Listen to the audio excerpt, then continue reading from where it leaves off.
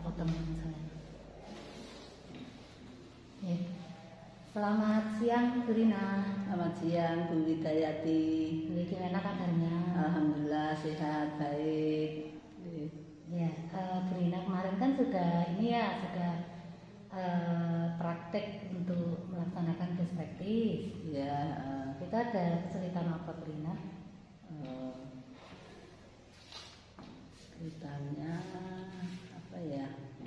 Kesulitannya dalam itu pembagian kelompok ya. Itu ternyata ketika best practice saya kan pembelajaran berdiferensiasi. Ya. Nah, itu pembagian kelompoknya itu setelah saya melakukan asesmen non kognitif, ternyata kebanyakan banyak yang memilih materi lembaga keluarga, jadinya tidak proporsional gitu. Oleh karena itu saya pada akhirnya itu membagi kelompoknya itu yang lembaga keluarga saya pecah gitu. Sedangkan waktu itu ada yang memilih lembaga politik itu harusnya kan satu kelompok 6 orang, itu kan hanya 3 orang. Banyak yang di lembaga keluarga, oleh karena itu saya memecah yang lembaga keluarga saya masukkan di lembaga politik gitu. Selain itu IT saya kan agak kurang gitu, jadi pengelompokannya itu saya pakai anak-anak pakai kelompok grup WA. Bu Wid kan pernah nyuruh kelompoknya itu pakai aplikasi apa itu? Google Meet yang big room itu ya? Yang big room itu karena saya tidak bisa atau belum bisa maka pakai itu. Oke, jadi untuk kali ini ya pertemuan kita itu untuk mencari solusi kesulitan-kesulitan yang dihadapi oleh Bu Rina dalam melaksanakan best practice. Itu ya. Selanjutnya menurut Bu Rina kira-kira yang menyebabkan kesulitan tadi sudah dijelaskan ya oleh Bu Rina bahwa kesulitannya karena anak-anak tadi itu kalau nggak salah menyimpulkan karena anak-anak tadi tidak merata pilihannya gitu ya. Iya, seperti itu. Kemudian tadi Bu Rina juga sudah menyampaikan solusinya bahwa anak-anak yang kelompoknya tadi itu yang memilih lembaga keluarga ada 6 berapa tadi? Yang agak banyak. Kemudian lebih dari jumlah yang ditetapkan. Kemudian sementara di lembaga politik itu sedikit, sehingga saya ambil yang lembaga keluarga ke sana. Yang sudah pilih di lembaga lain ya udah sesuai pilihannya. Artinya kan kalau mau berdiferensiasi itu Bu Rina belum sepenuhnya ya menerapkan kelompok itu berdasarkan minat anak. Iya, betul. Jadi itu mungkin masalah lainnya dalam pembentukan kelompok supaya bagaimana anak-anak itu benar-benar berkelompok sesuai dengan minatnya. Kira-kira selain dengan cara tadi Bu Rina itu apa yang mungkin alternatif lain yang mungkin bisa dilakukan supaya anak benar-benar milihnya itu berdasarkan minat. Kalau misalnya anak itu dikasih pilihan 1, 2, 3 begitu, apakah memungkinkan? Oh ya bisa juga itu, saya nggak kepikiran sampai situ karena kan itu sehari sebelumnya itu jadinya berikutnya harus itu, jadi saya bingung sekali. Waktu itu juga ya udah jalan keluarnya seperti itu. Saya pikir kan itu hanya bagian dari diferensiasi isi atau konten atau materi, kan masih ada diferensiasi yang lainnya, minatnya misalnya begitu. Saya pikir gitu, atau saya nggak tahu sebaiknya bagaimana. Mungkin betul yang disampaikan Bu Wid, bisa juga itu ya pilihan 1, 2 gitu ya. Jadi tidak terus langsung siswanya kan tadinya milik keluarga langsung diminta untuk ke harus manut gitu ya, jadi seolah-olah dipaksa begitu ya, bisa itu. Jadi dari 6 tema itu 5 tema. Berapa? 5 tema. Jadi masing-masing nanti 6 orang ada yang. Tema-tema itu nanti anak bisa kok itu sepertinya diminta untuk pilihan 1, pilihan 2, pilihan 3 Ya, dari 5 itu. Jadi kan nanti bisa yang kurang nanti berdasarkan pilihan 2, berdasarkan pilihan 3. Iya, betul. Betul. Ya. Masalah lain masih ada belum? Masalah lain saya kebetulan itu belum menilai belum menilai prosesnya itu. Jadi keaktifannya saya hanya berdasarkan itu, belum saya nilai dengan cermat kali ya. Saya baru misalnya saya hanya mencatat saja, ini anak begini, ini anak aktif, ini pertanyaannya seperti ini yang anak tidak bisa menjawab, ini kelompok ini pasif, hanya begitu. Belum saya nilai dengan ukuran-ukuran yang gitu. Itu kenapa Bu Rina kira-kira yang menjadi hambatan, kenapa Bu Rina belum bisa menilai keaktifan mereka dengan cermat? Itu karena saya mikirnya begini, karena di RPP saya itu kan memang di sana penilaiannya hanya penilaian kognitif, akan mengukur itu hasil setelah dilakukan diferensiasi itu hasilnya bagaimana dan hasil belajarnya bagaimana gitu. Oleh karena itu saya kan melakukan pretest dan post-test. Saya fokusnya ke nilai pengetahuan itu dan nilai sikap saja gitu. Kalau nilai sikap kan saya hanya lihat itu, oh anak ini begini, anak ini begini. Saya pikirnya seperti itu gitu. Berdasarkan lembar observasi lah istilahnya gitu. Itu sikap yang diambil Rina waktu itu sikap apa? Sikap tanggung jawab. Bukan sikap tanggung jawab dalam kelompok. Gitu ya. Terus sudah yang dilakukan Rina waktu itu untuk menilai tanggung jawab tadi? Oh iya, menilai tanggung jawab. Saya ada lembar penilaian sikap, udah sikap tanggung jawab gitu. Antara lain saya buat ada 4 item sikap tanggung jawab. Antara lain 1 yaitu ikut dalam Google Meet itu. 2 mengerjakan tugas gitu ya, mengerjakan tugas gitu. Nah, seperti itu, mengerjakan tugas. Terus kemudian tampil sesuai dengan tugasnya yang mereka sepakati bersama. Jadinya misalnya tadi dia narasumber atau jadi apa, seperti itu, baru ke tanggung jawab seperti itu. Jadi dalam kelompok ketika presentasi itu ada pembagian tugas gitu ya. Iya. Dan anak-anak nanti dia termasuk bertanggung jawab atau tidak itu dilihat dari apakah masing-masing anak itu melakukan tugasnya masing-masing sesuai dengan bagiannya mereka yang disepakati. Nanti maksudnya kedepannya itu kira-kira rencana Bu Rina untuk bisa memperbaiki atau mengatasi berbagai permasalahan yang jenengan alami ketika melaksanakan best practice kemarin, sehingga kedepannya best practice-nya jauh lebih baik, itu apa yang akan dilakukan Bu Rina?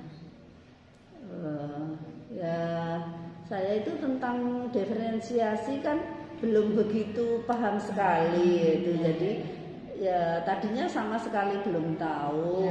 Ya, setelah Bu Wit menyampaikan itu sosialisasi tentang pembelajaran berdiferensiasi, kemudian saya akan mempraktekkan. Jadi apakah yang sudah saya lakukan itu sudah sesuai dengan maksud pembelajaran diferensiasi atau tidak, saya belum tahu, hanya raba-raba saja. Sehingga RPP-nya itu menurut saya ketika kok kelihatannya ini diferensiasi gitu konten, terus saya tulis dalam kurung diferensiasi konten.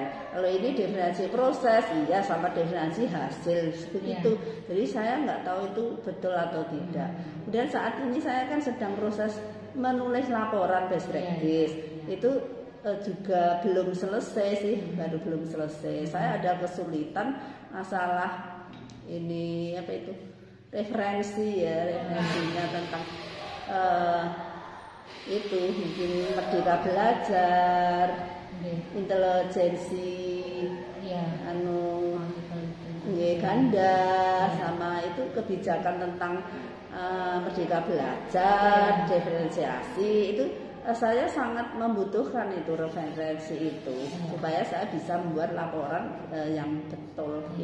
Menurut Bu Rina supaya bisa mendapatkan referensi itu apa yang akan dilakukan Bu Rina? Ya pertama saya sempat membuka internet gitu ya, membuka internet gitu. Tapi kayaknya belum begitu banyak ya buku-buku tentang itu gitu. Itu juga saya baru buka saja, jadi baru buka gitu.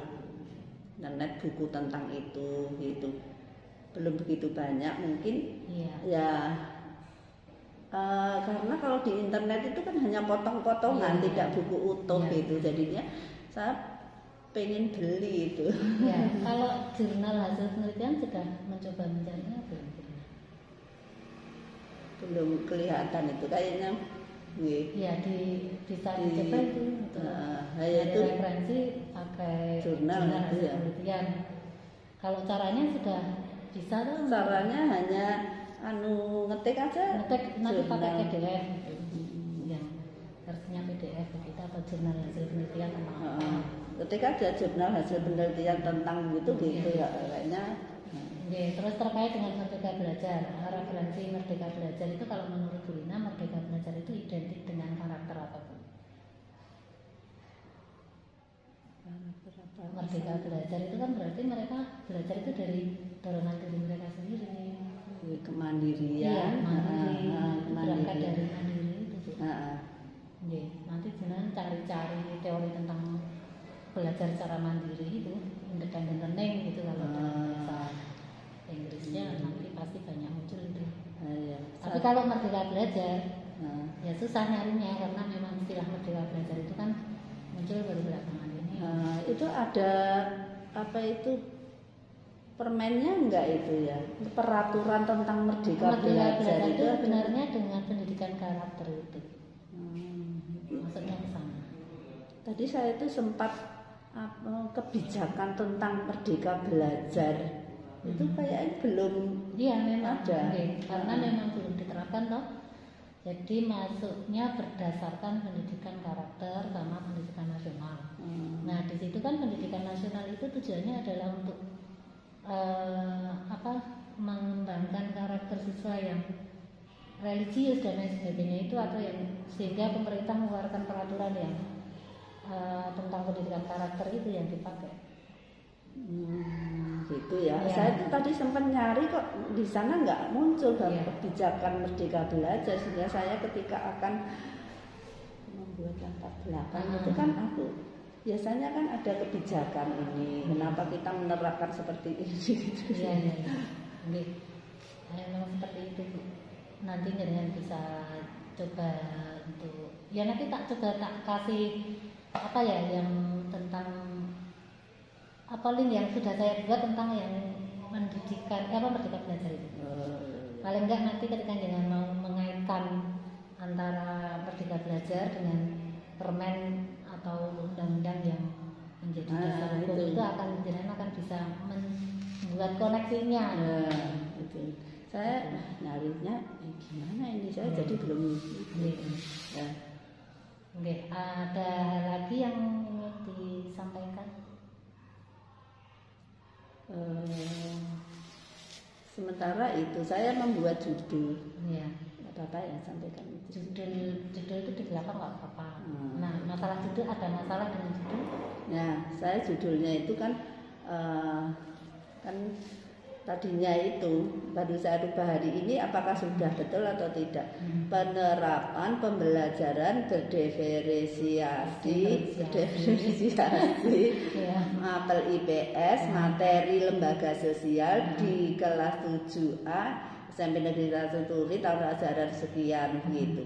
Nah itu kan saya ketika membuat rumusan masalah kan itu jadinya saya kok pinginnya jadi kepikiran, jadi judulnya saya pingin pakai peningkatan prestasi belajar atau hasil belajar, peningkatan prestasi belajar IPS materi lembaga sosial melalui pembelajaran berdiferensiasi gitu kan, gitu kan, sehingga nanti supaya ketika membuat rumusan masalah itu munculnya dua, ya satu penerapan, dua bagaimana, apakah dengan penerapan itu hasil belajarnya bagaimana kan gitu. Bagaimanakah penerapan model pembelajaran berdiferensiasi. Itu yang rumusan masalah satu itu. Yang kedua bagaimanakah hasil belajar. Dengan diterapkannya. Terus untuk hasil belajar itu fokusnya Bu Rina mau, kan idealnya itu 3 ya, harus melingkupi 3 hal. Yang pertama sikap, yang kedua pengetahuan, yang ketiga keterampilan. Nah Bu Rina bagaimana hasil belajarnya nanti ketiga-tiganya itu apa hanya fokus salah satu saja, tentang hasil belajar yang pengetahuan. Gitu. Gimana? Ya, kalau menurut Bu Rina, apakah kalau hanya satu itu sudah cukup ideal dengan sudah cukup ideal kah ketika kita melakukan proses pembelajaran dan hasilnya hanya satu itu? Ya, kalau sehari-hari memang kita menilai sikapnya gitu, itu sudah menjadi apa ya, bagian. Kalau sikap itu bagian gitu, jadi maka saya ke situ gitu. Kalau memang sebaiknya seperti itu ya, nggak bisa sih tiga aspek itu harus menjadi hasil belajar yang tidak dicapai dari kegiatan ini. Karena kalau sikap saya nanti kan bingung ngukur dari sebelumnya sama setelah. Enggak apa-apa, nggak perlu dilihat dari sebelum dan sesudah. Jangan lihat dari itu aja, dari dari yang pengetahuan tadi kan bisa dilihat ya, kalau yang pengetahuan. Tapi kalau yang sikap itu nggak perlu diukur, nggak perlu dibandingkan dengan sebelum dan sesudah. Cuma bisa lihat ketika menggunakan model pembelajaran ini itu terlihat anak-anak itu sikapnya seperti ini, itu sudah nggak masalah sih. Terlihat sikapnya begini gitu. Tapi kan nanti akhirnya kalau membuat makalah dia kan harus menuju ke itu ya, bunyi-bunyinya hasil belajar. Jadi nanti di referensinya dengan hasil belajar itu memang menurut undang-undang, menurut SKL itu meliputi 3 hal itu. Tapi kan karena kita membuat best practice itu harus mungkin agak fokusnya kemana kali ya, seperti itu. Kalau kita bikin PPK 2 itu kan ada nilai lain kan, outcome-nya yang lain. Ketika kita melakukan observasi kan tidak hanya sekedar misalnya prestasi, itu tidak hanya prestasi juga kan, tapi juga ada hasil pengamatan tuh.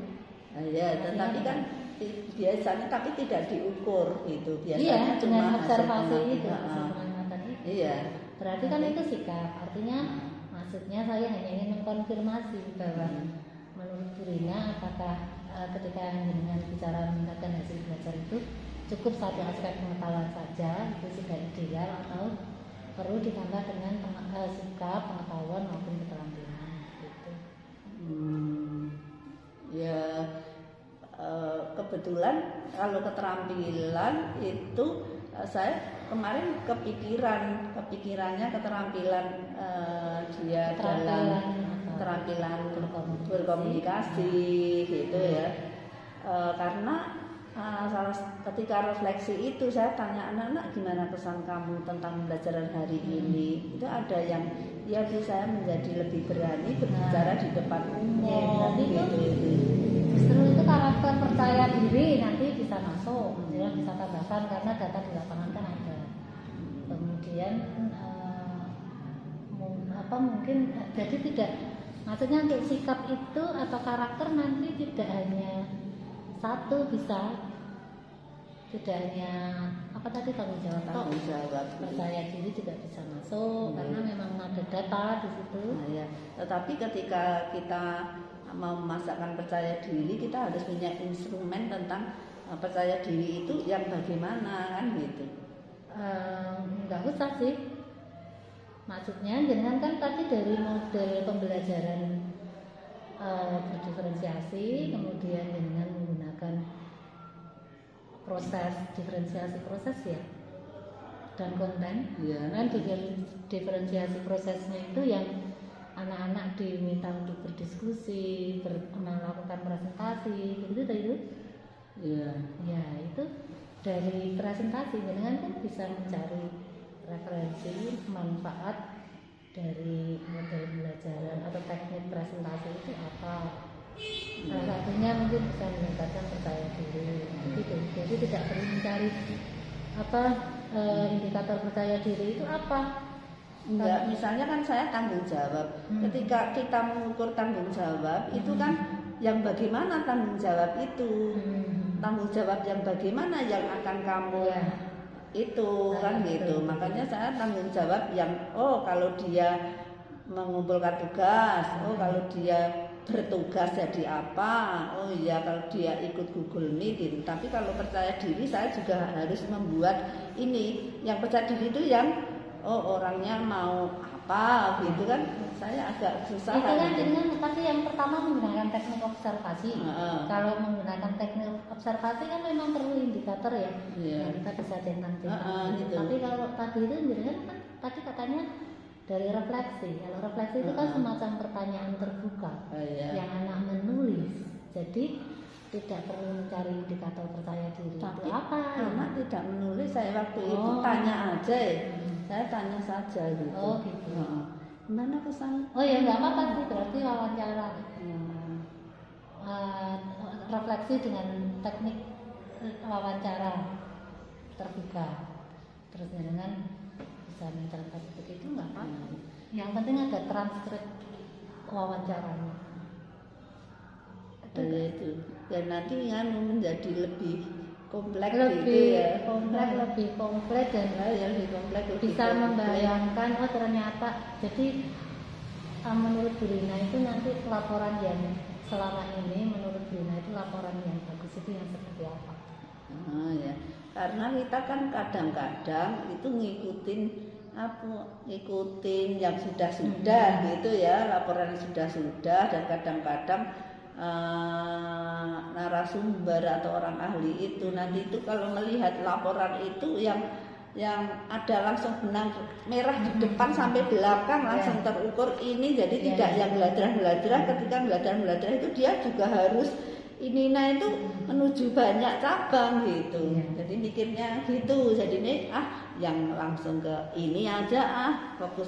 Saya sempat berpikiran gini, saya itu mau melaksanakan diferensiasi apakah judul saya itu harus pembelajaran berdiferensiasi konten gitu, ataukah hasil ataukah proses. Soalnya begini ini saya jadi kok macam-macam diferensiasi. Nanti apakah penilai atau orang yang membaca itu bingung tidak gitu. Saya sempat begitu. Gimana menurut dengan sebaiknya? Kalau setahu saya untuk ketika saya belajar tentang berdiferensiasi itu memang tidak harus tiga-tiganya. Jadi tergantung dari karakteristik proses pembelajarannya maupun materi belajarnya maupun kesiapan belajar anaknya itu seperti apa, sehingga nanti Bu Rina bisa menentukan satu atau boleh dua atau boleh tiga-tiganya tergantung dari kebutuhan.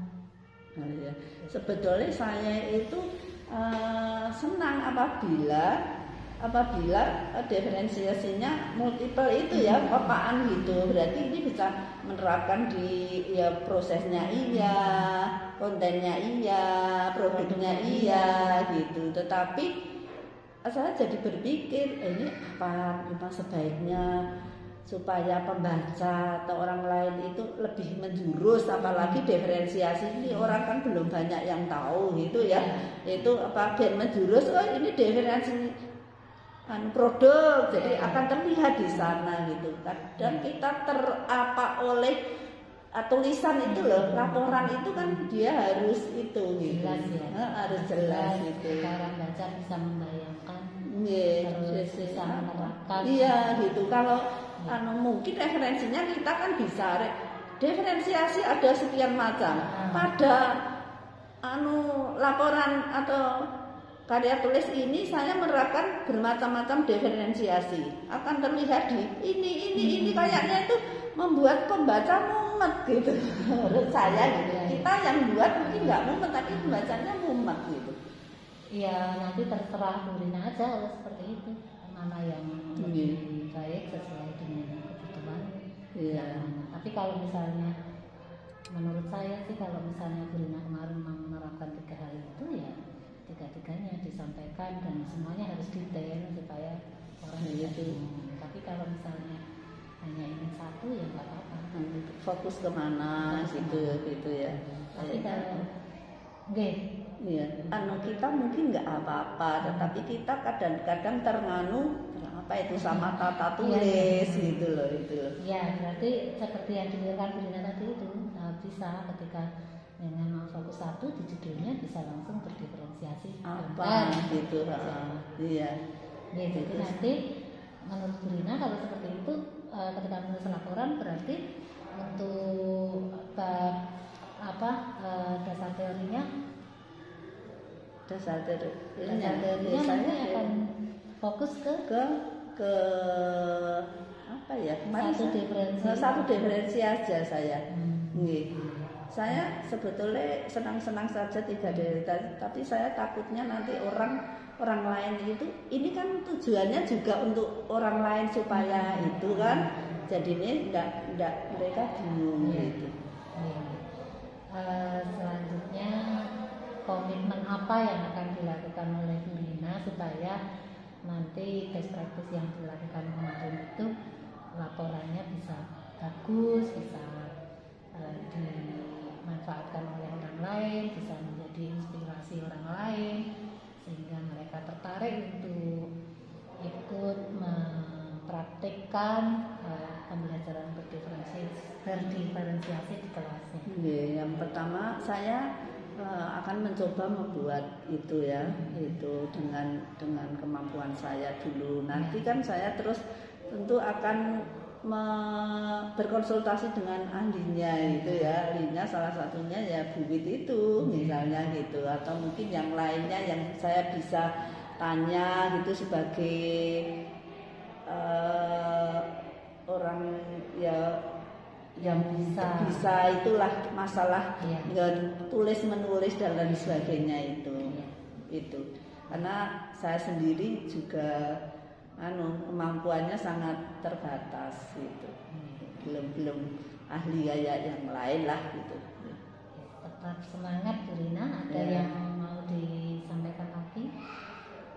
Hanya nanti perlu bantuan ya Bu ya. Nanti kalau saya sudah berhasil menulis dulu, saya akan mencoba, karena dengan mencoba sendiri itu malah tambah bisa gitu. Tapi kalau kita harus ibaratnya gitu malah tidak akan pernah bisa gitu. Jadi ibaratnya ben saya pinter lah gitu.